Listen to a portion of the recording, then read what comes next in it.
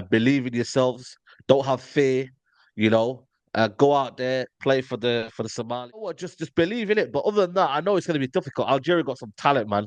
So a couple of Premier League players in there, ex-Premier League players, so players that play at the highest level. So it's the toughest test, biggest game in Somalia's history, without a couple of friendlies before this. But we need more games, man. To get thrown into the deep end like this is a Mazzolini, but we've got to have no unforced errors. Everyone's just got to stick together. Formation's got to be on point, and then we've got to support each other when we attack as well. So it's going to be a mountain to climb by this game. You know what I mean? Like I said, they got top players: Said Benrahma, Mahrez, Awar.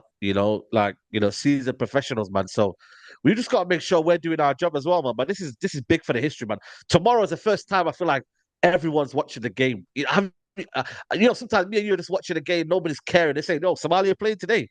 When Yeah. Somalia playing, like, bro, like, not everybody realizes